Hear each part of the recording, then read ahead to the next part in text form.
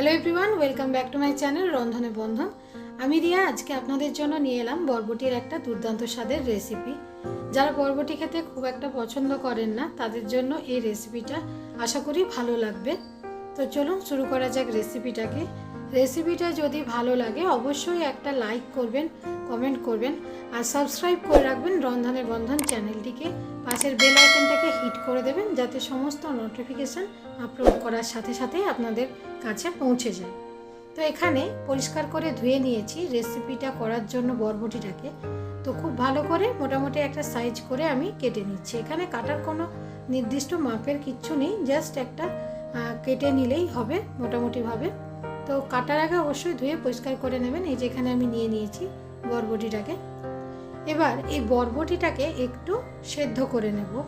তো এখানে একেবারে ডুবো জলের মধ্যে সেদ্ধ করব না, অল্প পরিমাণে হাফ কাপের মতন জল দিচ্ছি।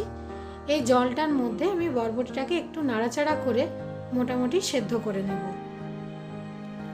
খুব বেশি পরিমাণে জল দিয়ে কিন্তু একেবারেই সেদ্ধ করবেন না, তাহলে এই রেসিপিটা খেতে ভালো মোটেও লাগবে না। কারণ যদি খুব বেশি জলে সেদ্ধ করা হয় বা কাভার দিয়েও সেদ্ধ করা হয় তাহলে কিন্তু এর কালারটাও ঠিক সবুজ থাকবে না। তো নুন দিয়ে দিলাম অল্প।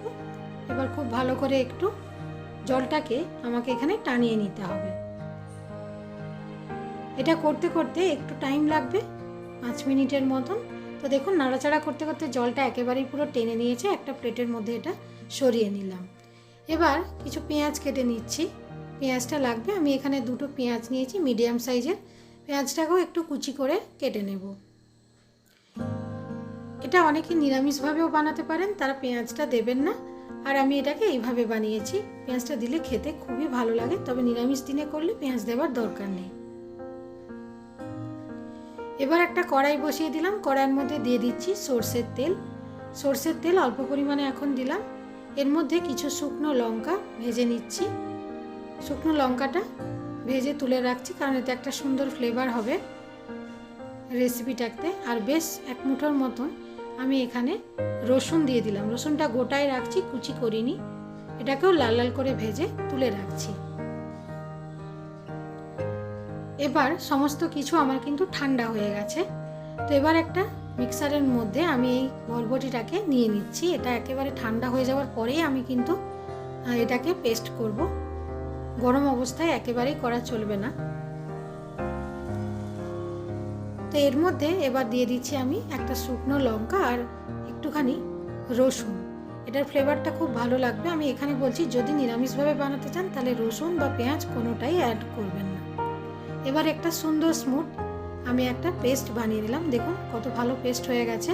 কালারটা কিন্তু একেবারেই পারফেক্ট আছে, কালার কিন্তু চেঞ্জ হয়নি। ঠিক এইরকমভাবে আমি পেস্ট করে নিচ্ছি। এতে জল ছাড়াই পেস্ট করেছি।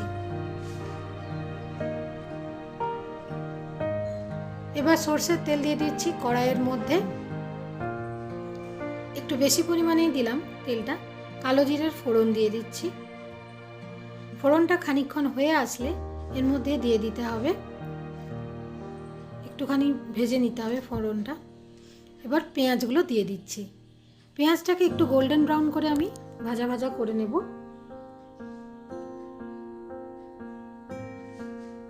পেঁয়াজটার গায়ে একটা হালকা কালার চলে আসবে, ততক্ষণ পেঁয়াজটাকে কিন্তু ভাজতে হবে।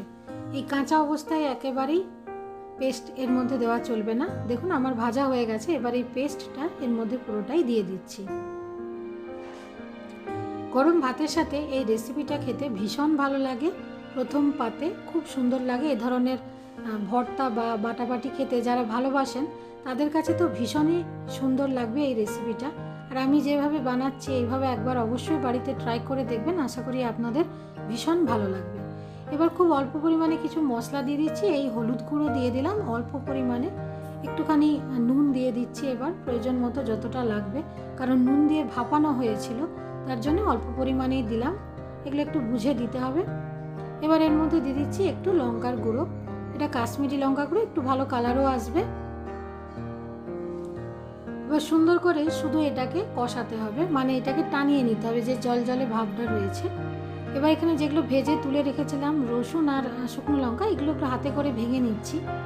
এই রসুন আর শুকনো লঙ্কা সবটা দিলাম না, তো কয়েকটা দিলাম, 2টোর মতন। আর রসুনটার সঙ্গে ভালো করে শুকনো লঙ্কাটাকে একটু মাখিয়ে নিয়ে তারপর এই ভর্তার মধ্যে দিয়ে দিচ্ছি। মুখের মধ্যে গোটা গোটা রসুন পড়লে খেতে খুব ভালো লাগে, ভাজা রসুনের স্বাদ ভীষণ সুন্দর। এবার দেখুন আমি এটা করতে করতে জলটা কিন্তু অনেকটাই পুরো টেনে নিয়েছে, কালারটাও অনেকটা চেঞ্জ হয়ে এসছে। প্রথমে একটু জল জলে টাইপের ছিল, এবার করতে করতে আরও যতক্ষণ না মানে কড়াই থেকে ছেড়ে আসছে, এইভাবে একটা ডোয়ের মতন পাকানো যাচ্ছে, ততক্ষণ কিন্তু এটা করে যেতে হবে। তো এই রেসিপিটা কিন্তু একেবারেই শেষের পথে। গরম ভাতের সাথে এইভাবেই গরম গরম সার্ভ করুন, এটা ঠান্ডা হয়ে গেলে খেতে ভালো লাগে না। তো আমি এখানে গরম ভাতের সাথেই সার্ভ করেছি। তো আশা করি রেসিপিটা আপনাদের ভীষণ ভালো লেগেছে, আর যদি ভালো লাগে একটুও তাহলে অবশ্যই একটা লাইক করবেন, কমেন্ট করবেন, সাবস্ক্রাইব করবেন রন্ধনে বন্ধন চ্যানেলটিকে।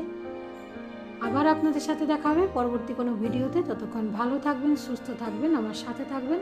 ধন্যবাদ।